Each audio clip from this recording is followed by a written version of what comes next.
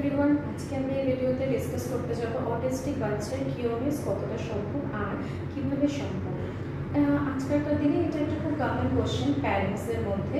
দেখা যায় যে আমার বাচ্চার অটিজম রয়েছে বা স্পিচ প্রবলেম রয়েছে বা ডেভেলপমেন্টাল ডিলে রয়েছে, তো আমার বাচ্চা কি সুস্থ হবে, আবার কি নর্মাল লাইফ লিড করতে পারবে। তো আজকের ভিডিওতে এগুলো নিয়ে আলোচনা করবো।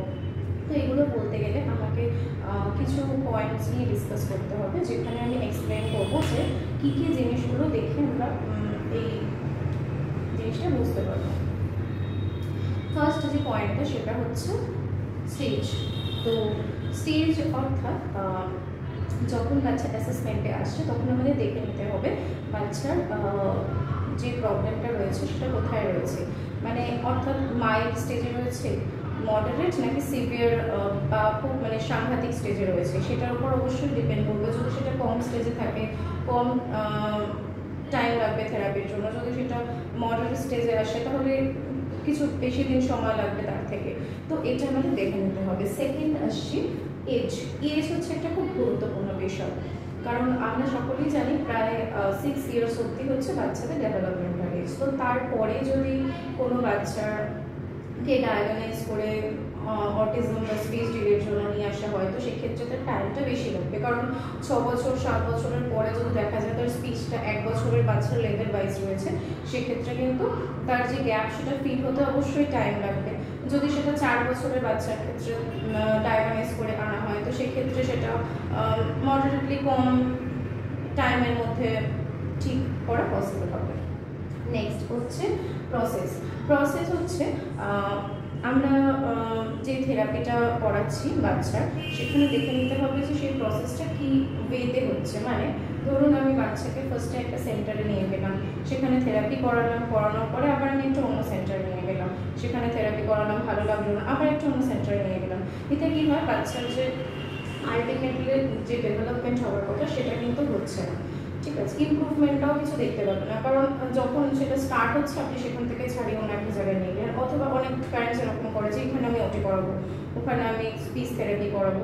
এটার ক্ষেত্রেও কিন্তু সেম প্রবলেম, কারণ একটা জিনিস থাকে স্টেপ বাই স্টেপ করার, স্টেপ বাই স্টেপ ওয়ে থাকে, তো সেটাই সেই প্রসেসেই হতে পারবে না। আদারওয়াইজ হলে কি হয়, বাচ্চা কনফিউজড হয়ে যেতে পারে বা বিভিন্ন রকম প্রবলেম দেখা দিতে পারে। নেক্সট হচ্ছে প্লেস অ্যান্ড মোড। এটা খুব important role, place and mode, কারণ বিভিন্ন ওয়েতে হতে পারে।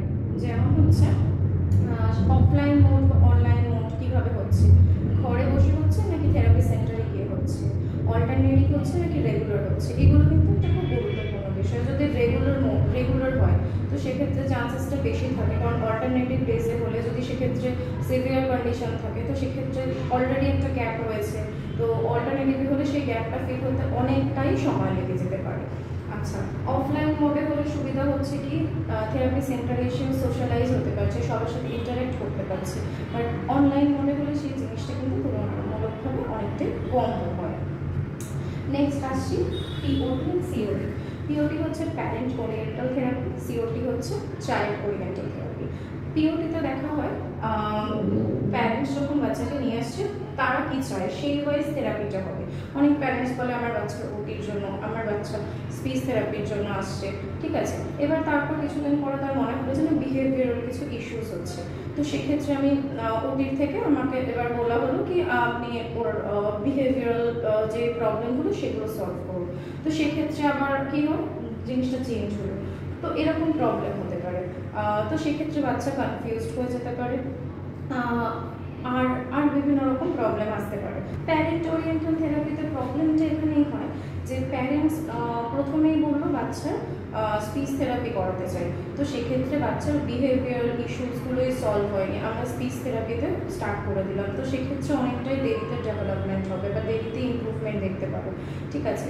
আরেকটা জিনিস হয়, প্যারেন্টস হয়তো বললো যে মোটর স্কিলস প্রবলেম আছে, বাট আমরা দেখছি যে মোটর স্কিল মোটামুটি ঠিকঠাক করছে, স্পিচের প্রবলেম রয়েছে। তো এইরকম ডায়াগনোসিসের ক্ষেত্রে প্রবলেম হয়ে যেতে পারে। আর যদি চাইল্ড ওরিয়েন্টেড থেরাপি, যেটা সম্পূর্ণভাবে থেরাপিস্টে ডিসাইড করে, কারণ একজন চাইল্ডকে দেখে একজন থেরাপিস্টই বলতে পারে যে তার কি প্রবলেম রয়েছে, কোনটার পর কোন জিনিসটা করালে তার জন্য বেটার হবে। তো সেই ক্ষেত্রে বলা যায় যে চাইল্ড ওরিয়েন্টেড থেরাপি যেটা আছে সেটাতে ইমপ্রুভমেন্টের চান্সটা অনেকটা কিন্তু বেশি রয়েছে। নেক্সট আসছে ইনস্ট্রাকশনস। তো থেরাপি যখন বাচ্চা নিচ্ছে, থেরাপি সেন্টারে তো 1 ঘন্টা 2 ঘন্টা থাকছে, বাকি টাইম থেরাপিস্টরা যে যে জিনিস সাজেস্ট করছে কি বাড়িতে এইভাবে করান, এই জিনিসগুলো করান, সেগুলো যদি ঠিকঠাকভাবে ফলো করা যায় তাহলে কিন্তু কিওরনেস অনেকটাই বেশি দেখা যায়। এছাড়া প্যারেন্ট কতটা কেয়ার করছে, কতটা রেগুলার, যে পয়েন্টসগুলো আমি ডিসকাস করলাম সেই পয়েন্টসগুলোর উপর বেস করে তো কিছুটা কিওরনেস হবে, কতটা হবে সেটা অবশ্যই বোঝা যায়। এছাড়াও রয়েছে যেমন সব বাচ্চা তো সমান হয় না, মানে কারোর ইন্টেলিজেন্স আলাদা আলাদা হয়, কারোর ক্যাচিং পাওয়ার বেশি হয়, কারোর কম হয়, তো সেটা বাচ্চার উপরও কিছুটা ডিপেন্ড করছে।